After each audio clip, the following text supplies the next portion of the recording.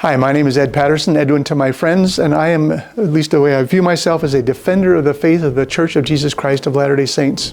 I am a passionate member of the church. I am not lukewarm. I am not a so-so guy. I love all that's happened to me within the bounds of this church. Sweet, sweet stuff that I'll talk about more later on. But as a defender, I have a proposition for you, and here it is, the proposition.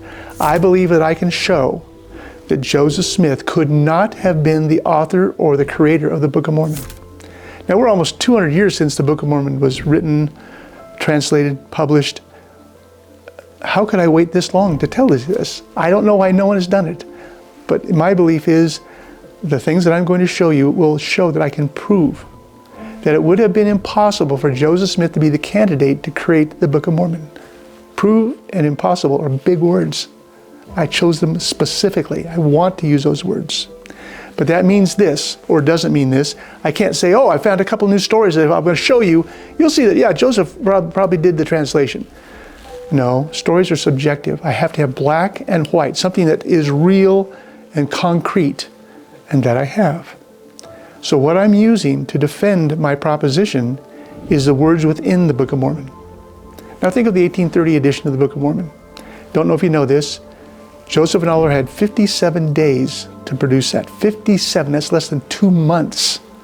Short time, 10 pages of translation a day. Not a lot of time to discuss anything, they just did it. That Book of Mormon in 1830, all the words in it are either Joseph's out of his head or from God, one or the other. Now let me give you some information just to kind of fill in the gaps here. You may not know this either, but between all the standard works, there's 1,250,000 words. That's a lot of words. The Bible has 477,000, the Book of Mormon, 269,510 words. So lots of words moving around. If Joseph wrote the Book of Mormon, he would have to have been an amazing wordsmith, as I will show. Because the words don't lie. The words are there. They were printed. They came from his mouth to Oliver Cowdery. And either Joseph was faking it, or God was involved, one of the two. There's a large group of people out there called, I call them antis, critics, who don't believe the Book of Mormon was of God. And they use a lot of ways to get there, and I will do many videos on it because they're fascinating people with fascinating things they have to say. Almost all of them are bunk, but that's okay, we'll get to that as we get there. But if you went on Google today and said, who wrote the Book of Mormon? Up would pop the churches, Joseph translated. But beyond that, there's 50, 60, 70, 80 websites, all saying Joseph Smith wrote the Book of Mormon himself. These are the critics, these are the antis who say, it cannot be from God, can't be. So it must be Joseph Smith or other strawmen that they have put up over the years. But today I'm going to tear that myth down. Joseph could not have been the creator of the Book of Mormon. And I'm going to do it 4 different ways, 4 legs to my table. The first, again, just some information you may not know. In the Book of Mormon, there are 5,600 unique words. That's approximate, not exact. There are 1,800 words used only once in the Book of Mormon. Now, I'm starting with the 1,800 words used once. That means they're rare. There's 269,000 words, one time only. Joseph has to be quite a man of the word to be able to do that, which I don't believe he was. So I went through these 1,800 words, and there's about 600 I don't believe Joseph could have known in any way, shape, or form. He could not have produced them out of his mind, not just the word itself, not even the spelling of the word, but the definition of the word. You will be stunned when you hear some of these definitions. And let me just transition again. Every word I looked at the definition up of was from the American Dictionary of the English Language by Noah Webster. I love that dictionary. Now the reason I chose that, it was produced and published in April of 1828. The Book of Mormon was started in April of 1829, 1 year later. So this dictionary captures the words and the definitions of Joseph's time. I love it. And a good writer, when they use big words or any words, they want those words to enhance the sentence, or enhance, in this case, the verse. You will be stunned at the definitions of some of these words that are in the Book of Mormon. You'll be stunned at some of the words. You'll go, I can't even believe that's in. Let me just give you an example. I'll give you 3. First word, appellation. 4 syllables. Now, right off the bat, for an undereducated person to be using 4 syllables is a stretch. Now, could Joseph have known that? He could have, I don't know. But the preponderance of evidence over these 60 words that I am going to do as a test, you will find very, very difficult to assume that Joseph could have known many of those at all. So the way I went about it is I picked these 60 words. I then said, okay, I have the definition, I have the word, I want to test somebody. So I went to friends, acquaintances, people I was introduced to. People had 3 criteria. They were active in the church. They studied the Book of Mormon, so they didn't look at it last year once. They liked the Book of Mormon, they were interested in it, they knew the Book of Mormon. And most importantly, they were college graduates. I wanted an overeducated group of people to take my test of words in the Book of Mormon. Would they know the words? Would they know how to spell it? Would they know how to define it? Now, you'll see 60 little short videos, just bite-sized, down the road. But you'll see that those 30 people didn't do very well on this test. And when you see the words, you'll see why. So I'll give you the words.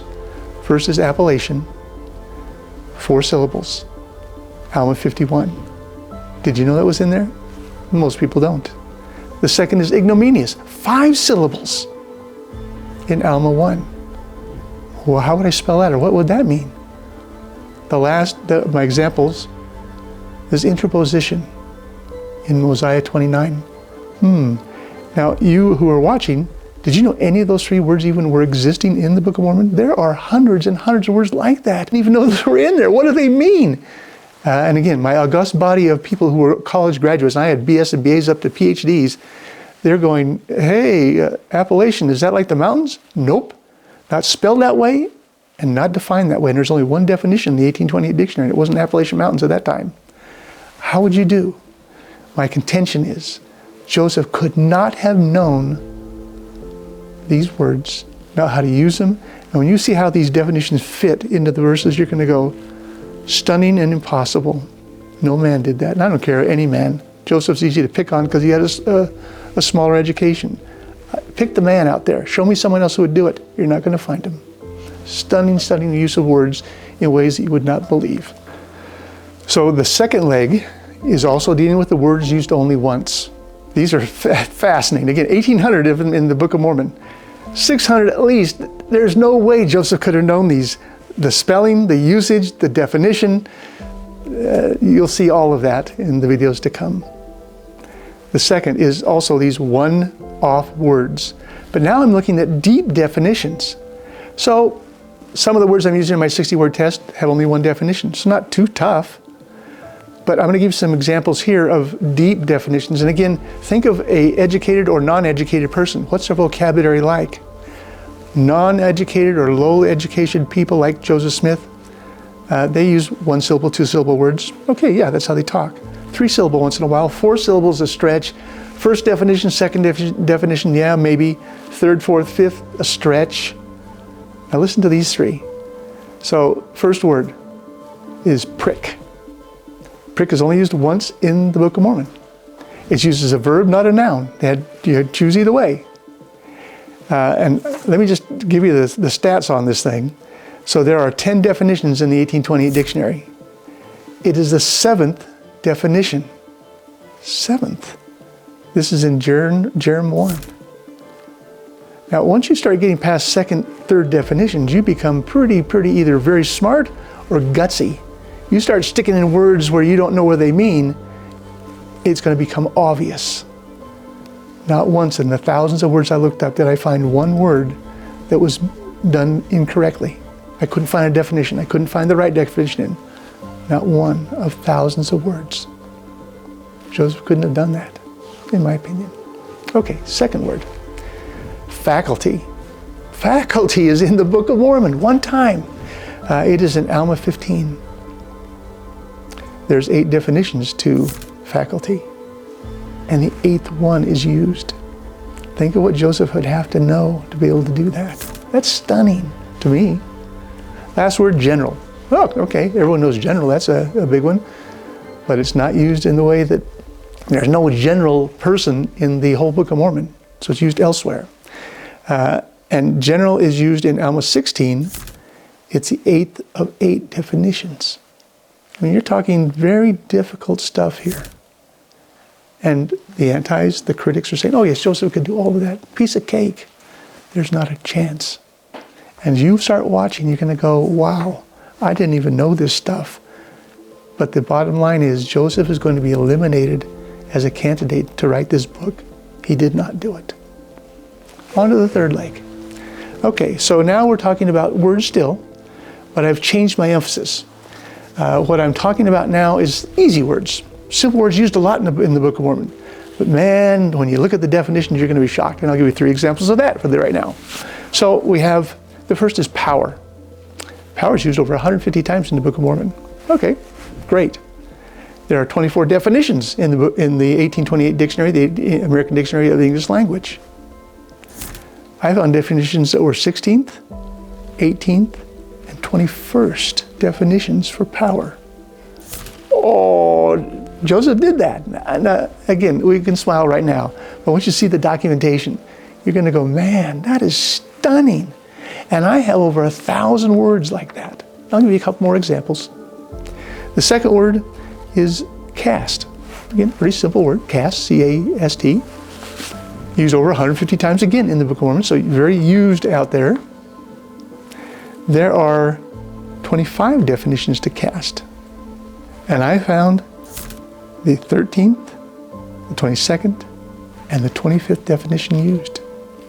So Joseph would have to know all 25 definitions of cast to use it correctly. I don't believe he could do that. The last one is out, a very simple word also, O-U-T. For it, there are only 18 definitions, but I found the last definition used. One place in the Book of Mormon, out is used, the 18th definition. Again, I can go on and on and on. You don't want to hear them all, you'd be bored stiff, but I'm telling you, there are stunning things you're going to see that Joseph Smith was not capable of doing. Oh, look at his education. How much education did he have? Where did he get it? What do the antis think? What do we think? I'll show it all to you. But the bottom line, Joseph is the most ill-equipped person to say he wrote the Book of Mormon. He had not the skill in wordsmithing to do it, as you will see. Now we're on to the last, the fourth leg. I call this my potpourri. I don't know if you know the definition of potpourri or not, but it's taking a lot of scents, smells, and mixing them together into a more beautiful smell. That's what I've got. So I have over 100 videos of things in the Book of Mormon, observations around the Book of Mormon. I look at the 35 witnesses to the translation.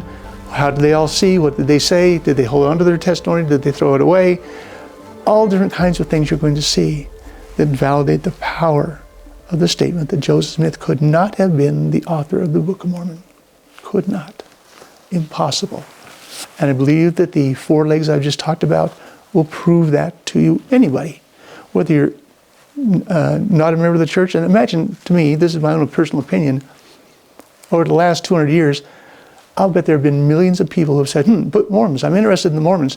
Should I check them out? And someone says, oh, no, don't even try that because Joseph Smith wrote the Book of Mormon, it's fake. Oh, I didn't know that. Yeah, and then they give you whatever they're going to give you. They back away. Sadly, they back away. There's Mormons within the church. Oh, I'm lukewarm because I don't even study the Book of Mormon. I don't read it, I don't do anything, but I go to church. Yeah, you're just hanging out there, buddy. That's not the way to do it. The Book of Mormon is the key to everything. Think about those who have left the church. Oh yeah, I know that Joseph didn't write the Book of Mormon or whatever reason they left. I'm giving people a chance, this is the whole gist of all these videos, to be able to say, Joseph didn't write it, so you can examine it to see if it's really what it says it is. Scriptures that are a second witness for Christ. Now that's something to talk about. Because if that's true, it is a second witness. You read it, and there's a promise in the Book of Mormon. You may be familiar with it, may not. If you read it with real intent, having faith in Christ, He will manifest the truth of it unto you by the power of the Holy Ghost. You can know in your heart if this is really real or not. And if you find out it's real, it will change your life. You will come closer to Christ. You can be born again by Him. And the Book of Mormon shows how that happens. You can be saved by Him in ways that a lukewarm Mormon, a person who's left the church, a person who hasn't come in yet, they haven't got a clue of how much power there is to the gospel of Jesus Christ found in this church, exhibited in the Book of Mormon. That's my hope. Eliminate Joseph. Don't think of him as even the possibility of being the writer. He was not. I will show it again and again and again. I hope you'll join me on this journey. It's been sweet for me. I am passionate about the Book of Mormon. I love it and love what it does to me. Hope I see you on down the road. Thanks so much for watching.